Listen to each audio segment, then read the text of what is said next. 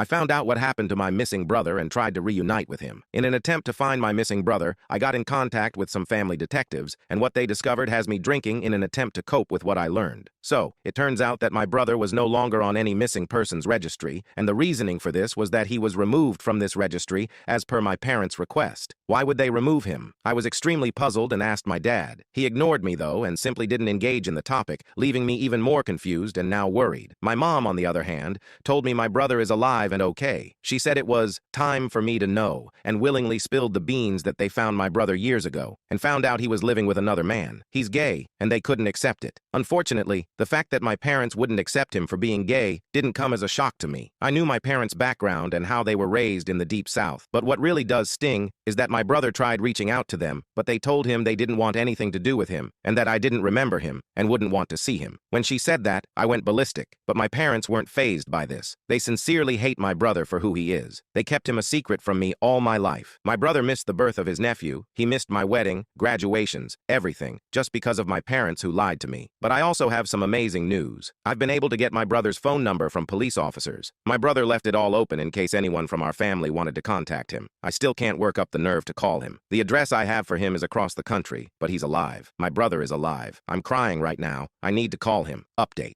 The next day, I woke up and called into work. I told my wife the whole story, and she wasn't really surprised. She's not a fan of my parents much. She also told me to call the number I was given for my brother immediately. She insisted on it. She took herself and my son out for a day together so I could be alone to talk with him, and refused to come back until I had called. I worked up the courage and dialed the number about 7 times before I actually pressed the call button. It started ringing, but I hung up. Then I got frustrated at myself and called the number back. It rang, and I got a voicemail, but it was the automated voice, not anyone else's. I didn't leave a voicemail. I thought the whole thing was ridiculous. I called my wife and told her to come home, and she reiterated that she won't until I had talked to someone on the other end of the phone. About an hour of pacing and drinking 2 glasses of scotch at 1 o'clock in the afternoon, I called the number again. It rang 3 times. I panicked and hung up, but this time the number was calling me back. I almost threw up right there, but I answered the call. The first thing I heard on the other end, semi-drunkenly tell him that this isn't an affair and nothing bad is happening, but to please give my brother a day or 2 of space before we explain everything. It was crazy for a couple of days until everything was explained and out in the open. My son and my brother were like 2 peas in a pod. Honestly, I never wanted children. My son was an amazing accident, but I'm not good with kids. I'm always afraid I'm going to break them. But my brother is a pro. Kids love him. He stayed with us for 2 weeks, and in 2 weeks everything about my life changed. His husband and 2 daughters flew in to stay with us. My brother-in-law and my 2 nieces. My family. My brother wants my wife and I to move to be closer to him. My wife is on board. I work as a professor at a university and have already started to send out feelers to see if there are any open positions, and I found one that is actually tenured and higher pay. I do not plan on forgiving my parents, but my brother still loves them. He went by their house and knocked on the door. My father shut the door in his face without even saying a word, very clearly displaying his opinion about my brother. My mother gave him a hug and told him to take care of himself. Then she shut him out. I can't forgive them for that. I have no reason to stay close to them. I want to be with my family. I want to make up for all the lost time. Update 2. Everything in my life has changed in the last 10 months. My wife, son, and myself have moved. Not exactly to the same region of the country as my brother and his family, but much closer to him. I got a new job teaching at a new university months ago. While it's not a tenured position, it gives me the option to do research, which is my favorite thing to do. My brother-in-law's family has had many interesting discussions with each other trying to describe what has happened between my brother and I. They're a pretty open-minded and accepting family, so to hear what we have been through was absolutely shocking to them. My brother never told his husband the truth about his life, only that he didn't speak to his family anymore. Nevertheless, they welcomed me and my family with open arms when we came to visit. It was like we had always been part of their family. I feel content knowing that they are my family. When my brother ran away with his first boyfriend, he was 18. He has elaborated and told me that the relationship with the man was abusive, and when he tried to leave and return home, our parents would not let him. So he was forced to stay with the abuser because he had nowhere else to go until he moved away to college. This deepened my anger for my parents, but my brother, still, to this day, has this ridiculous sense of hope and optimism. I love that about him, because I don't have that. My brother and I are 2 very different people, but in a way that works well. We reflected on my teenage years, and I filled him in on what happened with my life. My brother has been able to create a spectacular life for himself, all on his own. One thing I struggle with is knowing that he went through more than half of his life by himself, putting himself through college and law school all alone. The more he filled me in about the years away from our parents, the more angry I became. I severed communication with my parents months ago, and it has done wonders for my own mental health. However, recently I called my mother after she begged me to talk. When we began our conversation, she asked how I was doing. My answers were short, one-worded. She jumped right in and I could tell she was uncomfortable. She apologized, but she apologized only to me. I wasn't fazed by this. I told my mother that she should talk to my brother, and unless she did that, then she need not call me anymore. I told my brother that our mother had called and apologized, and the look on his face was pure happiness. I can't even begin to describe it to you all. It was as if all of his dreams had come true. My brother called our mother, and she, to my surprise, picked up. They had a short conversation, and my brother's happy glow had dimmed somewhat when he got off the phone. He told me that she said she had only wanted to say she does not approve of what my brother does,